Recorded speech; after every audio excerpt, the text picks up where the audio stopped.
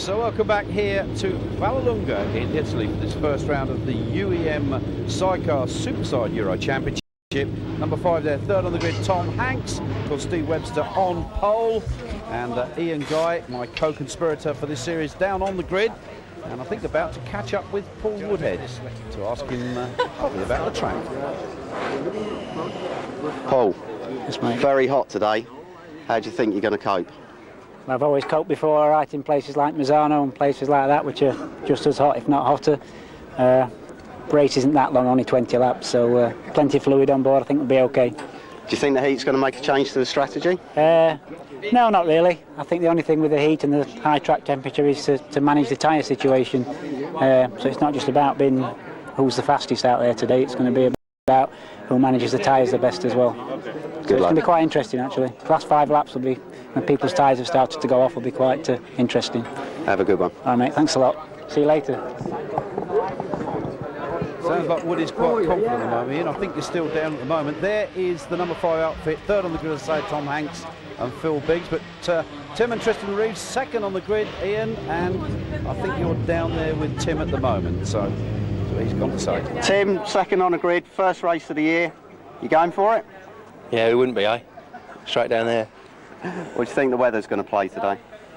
It'll be hard on front tyres, I think. I think we've all been struggling on front tyres, so it's whoever can conserve their tyre best, I suppose, will be obviously the master. He knows he's got the experience, and so I should just try my best and go from there, eh? Good luck. Cheers. Well, Tim Reeves there, fairly confident, and Ian will be making his way back up into the commentary tower. The Vallelunga circuit here, it's a lovely circuit. Look at the size of that gravel track, about 3 miles wide. But anyway, Ian's just back with us. Give us the top 10 on the grid, Ian.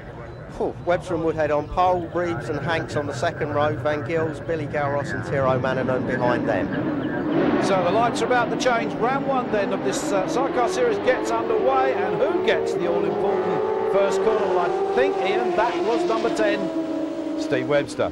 Yeah, for a change, Steve Webster actually got away from pole position in the lead, and Tim and Tristan Reeves obviously kept their promise, and they followed him through into second place with Martin and Tony Van Gils in third, and I think Tom Hanks and Phil Biggs in fourth there. Well, with Tim Reeves on, of course, the winning outfit that Steve Webster took that 9th World Championship last year with.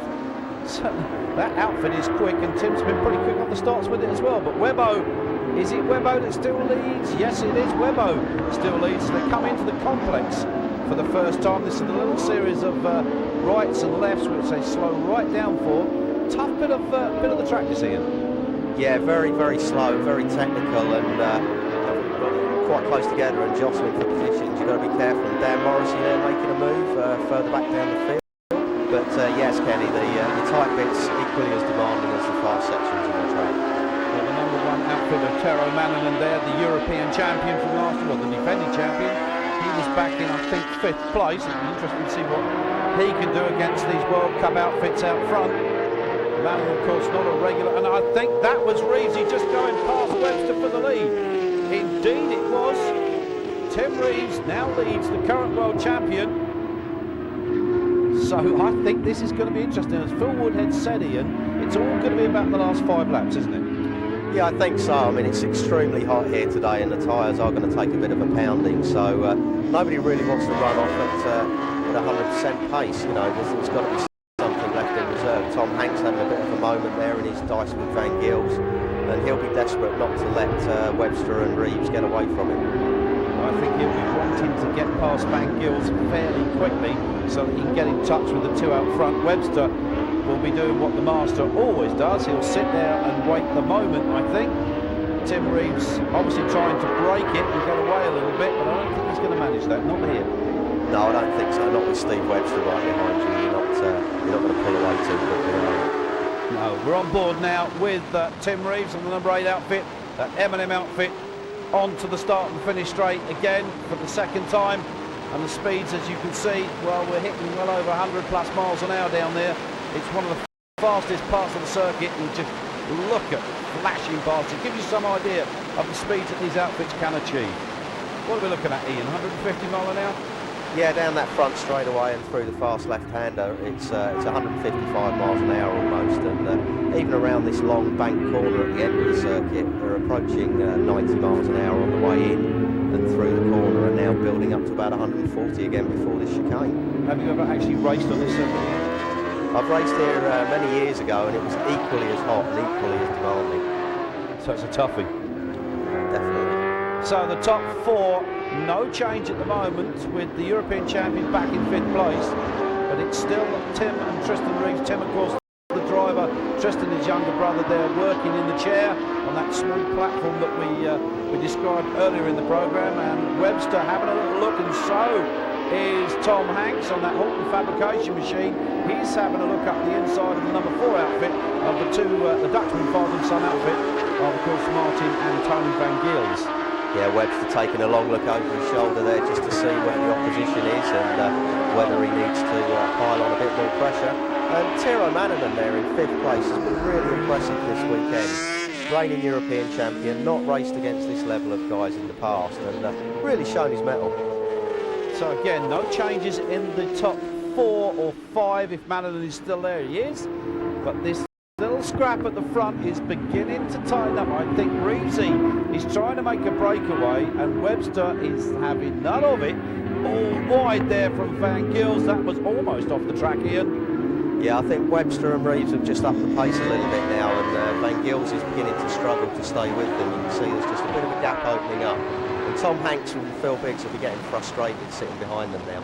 We're on board once again with the number 8 outfit of Tim and Tristan Reeves as they go through this little tight section here, the complex as they call it. You see how tight it is. The passenger has to work very hard, right to left to right, to get maximum grip into that back tyre as the driver puts the power on as they come out of the complex into that right-hander once again, and they head down the back straight. That's right behind the pits.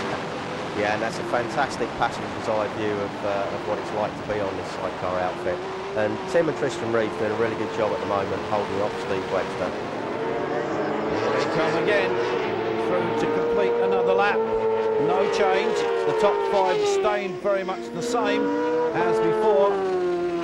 I think we've lost at the moment Mike Rocher and Olaf Hanny. They've gone. I think they've pulled out of this one right at the start. You saw that, Ian. I'm fairly sure they pulled out right at the start. Yeah, we've had a report that they retired on the sighting lap, so that engine change that they did after qualifying obviously not working, so big disappointment for Roger and Murray. But they'll be back at round 2. Remember, we go to the very picturesque circuit of the Hungaro Ring in Hungary for round 2 of this series. It'll be interesting to see what these guys can do there. And Webster, he's definitely having a little look there. No doubt about it. Webbo wants to get out there in front, Ian.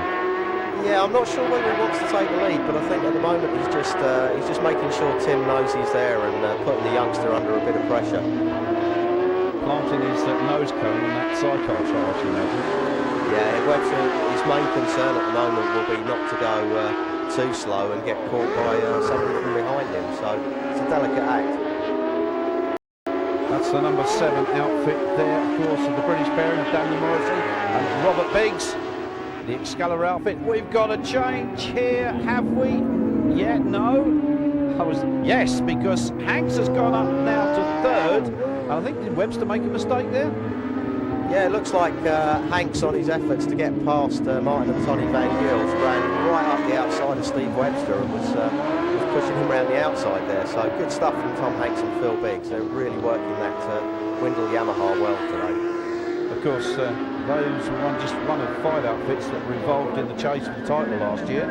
It went to Webster in the end, but it was a close one, wasn't it? Yeah, Tom Hanks diving up the inside of Steve Webster and Paul Woodhead at that very slow hairpin, and you can see how much power's going down through that rear wheel. So that would have definitely woken up Webbo a little bit. I think there's the number 11 outfit going through. Yeah, Billy Galros and Peter Berglund getting a bit sideways coming out of that hairpin. Do you think he may have tyre problems this early in the race? Well, it's possible, depending on what compound he's using. There are the 5th place pairing there once again of Manninen, and this is that battle at the front. We got a change at the front. We have Webster has gone back through this time, up into the lead. So, is that Jane and Barry Fluid? It was just about to go a lap down on the front three. I think it is, Ian. Yeah, it was, and I think Tim and Tristan saw them in the corner in front of them and just took their eye off the ball a little bit, and Webster saw his opportunity there to pass through to the lead. So it's head down now as Hanks begins to apply the pressure on Tim Reeves. Early race leader as Hanks made a way through. Yes, he has. So Webbo out in the lead now. Hanks in second place, and early race leaders Tim and Tristan Reeves relegated back to third. And of course we've got the two father and son pairing of Martin and Tony Van Giel still back there in fourth, Ian. Yeah, Tom Hanks sees the opportunity there. Tim Reeves was obviously rattling as Webster went past and took the lead, and Hanks saw that opportunity, moved up into second, doesn't want to let Webster get too much of a lead on him. Just got a shot of number one Tiro Mannanen, still back there I think in fifth place at the moment, but certainly the sparks have begun to fly out front. Webster has now decided, I think it's time to wave goodbye to everyone else and just set the pace. What's going on in second place? They are so going for this at the moment, aren't they? Yeah, they are, and oh my goodness, there's a shot in the background there. That looks like Tiro Mannanen and Pekka Koisman out of the race. I saw them parked up on the grass there, and that's a big disappointment for the reigning Euro champions. No problems out front. It's still Webster that leads it. I think that may be Barry and James Fleury just about to go down again a lap. So it gives you some idea of the pace of these guys at the front. I think it is, yeah. Yeah, they've been running past their commentary box with a very sick-sounding engine, so I think they're just trying to make it to the finish now. Jane waving the front runners through. Well, maybe that's a change then for fifth. That would be Billy Garros then that's gone up to fifth, I think. Dan Morrissey back in sixth, but here comes Webster. Round one of the series, he's going to take the first checkered flag. There he goes, and it will be Tom Hanks in second, Tim Reeves in third. Let's see the results confirmed then. Yes, indeed, Webster and Woodhead took it from Hanks and Biggs. Reeves and Reeves, Van Gils there, Gowers and Berglund, and Morrissey and Biggs. Very creditable sixth place. So Steve Webster with his passenger Paul Woodhead come out to receive the applause of the crowd here, and of course the trophies and the champagne. Maximum points from round one here from this Euro Sideways Series. Sidecar racing at its very best. You couldn't ask for more than 3 Brits. How about that, Ian? 3 Brits up on the rostrum. A fantastic performance from Tim and Tristan Reeves as well. Third place, their first international rostrum. So the standings going into round two, Webster Woodhead at the top of the pile, Hanks and Biggs, the Reeves brothers, Van Gils, Galros and Morrissey. Good race for Webster. You're never sure, what you're going to get in a race.